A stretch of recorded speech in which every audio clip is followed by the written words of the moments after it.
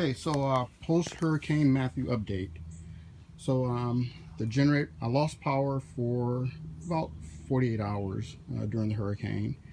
Um, it made landfall just north of where I'm at, so we got some pretty significant winds and rain and flooding and power outages. But the generator really was a lifesaver. It was insignificant not having power. As soon as power went out, actually power went out in the middle of the night. I just waited till the following day, about 8, 9 o'clock that morning, to put the generator online, and it worked great. Um, I ran for about 7 hours on a full tank of gasoline, and then I switched over to the propane tanks, and I ran just shy of 17 hours on propane alone before it was time to refuel. And by then, it was nighttime again. Um, so I topped off with gas, and the following morning, the following day, we did get power back on. So I did run on gas for a little bit longer. But I do have 2 more propane tanks that's stored in my shed back over there. So I did have extra propane in case I needed it, and I have another 10 gallons of gas in my shed as well. Some of the things I did right before the hurricane, concerned about ground. So I did go out and buy a copper ground wire, and as you can see, I put a hole in the side, and I drove a ground rod, 8-foot ground rod, down into the ground, and grounded the generator. Then made sure that I had a separate ground.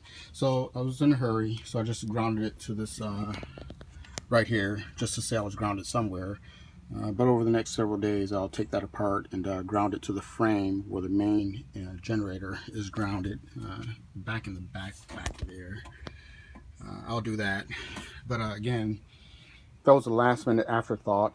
In fact, the morning that the hurricane came, I ran out and brought the ground rod to sink into the ground, and did that in the middle of the rain. It was raining out when I actually did that, so I was in a hurry just to get something on there, just to say it was grounded, and get inside.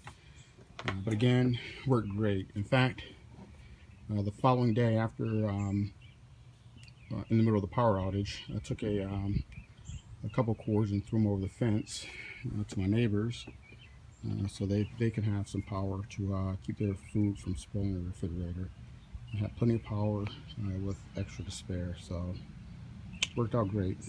Okay, so I thought I'd just give a post-hurricane update on how well this setup worked for me. Inside the shed, by the way, worked out pretty good as well.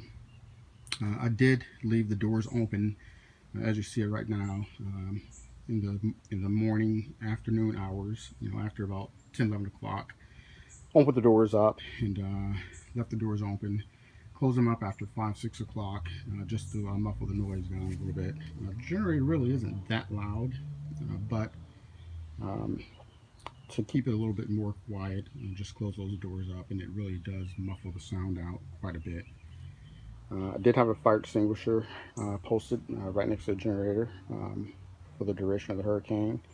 And you can see another thing I did is a temperature sensor that I have hanging right here to monitor temperature inside of the shed while the generator is running. And the receiver is inside the house, so I could always see what the temperature was inside the generator. So this generator is about a little 2.5 times bigger than the generator that I had in here before. So it does put out quite a bit more heat. The temperature inside the shed did get up to right around 105 degrees at one point with the doors closed. But nothing that really rose to the level of being concerned about the heat buildup inside the shed. Okay, so my update, some things I still need to do. I'm going to put the front grill back on to cover up this area right here.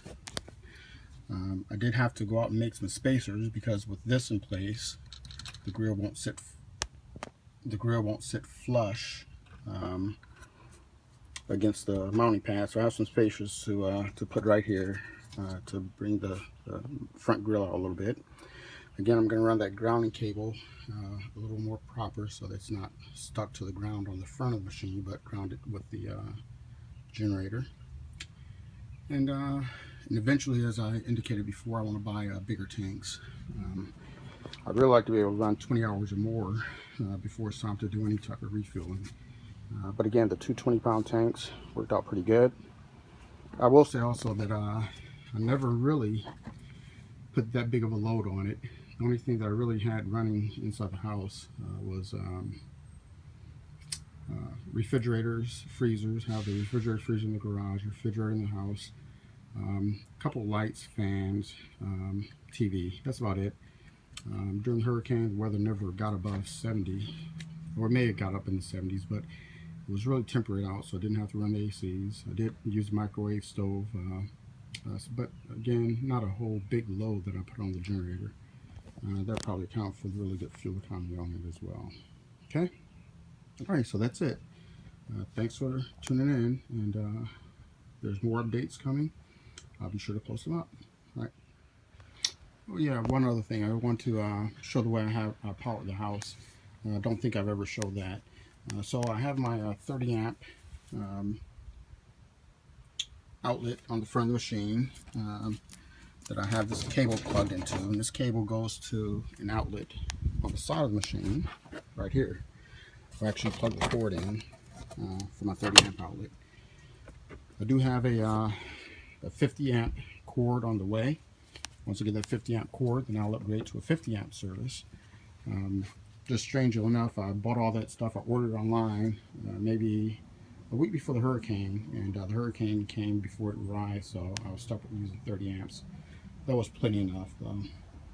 Inside the house, I have my 30 amp outlet that I just plug my wire into, my generator cord into that 30 amp outlet. That goes inside the garage where I have a interlock on my fuse panel. With interlock, you turn the main off at the circuit breaker panel. Once you turn the main off, you can turn the generator power on and power the entire circuit breaker panel through that one. Again, I have a 50 amp cord on the way, and I already have a 50 amp outlet to change out the 30 amp outlet. I also have a heavier gauge wire that I'm going to be running to the panel, along with a 50 amp circuit breaker to put in the panel. That'll be something that I'll do in the near future. But I thought I'd just show you that real quick. How did I power the house during the outage? And that worked out really, really good. Didn't have to worry about running cords through windows or through the doors or anything along those lines. So again, once I get the 50 amp service, 50 amp cord. Okay. Alrighty.